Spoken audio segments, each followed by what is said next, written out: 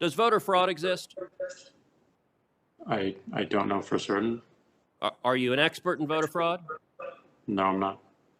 Well, why then is Twitter right now putting purported warnings on virtually any statement about voter fraud? We're simply linking to a broader conversation so that people have more information. No, you're not. You put up a page that says, quote, voter fraud of any kind is exceedingly rare in the United States. That's not linking to a broader conversation. That's taking a disputed policy position.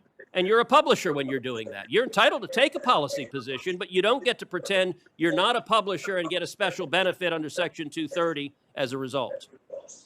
That link is pointing to a broader conversation with tweets from publishers and people all around the country.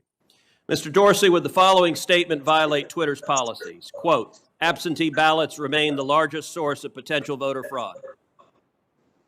I imagine that we would label it so that people can have more context and read through. How about this quote? Quote, third-party organizations, candidates, and political activists. Voter fraud is particularly possible where, quote, third-party organizations, candidates, and political party activists are involved in, quote, handling absentee ballots. Would you flag that as potentially misleading?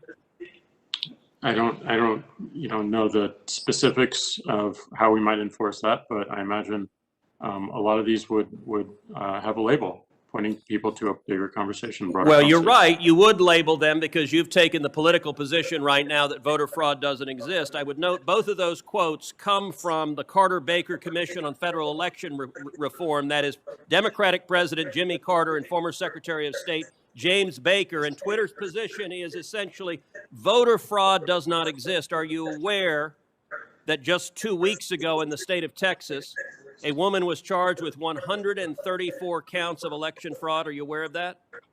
I'm not aware of that.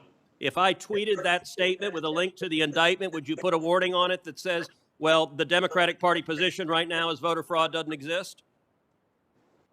I don't think it's useful to get into hypotheticals, but I don't believe so.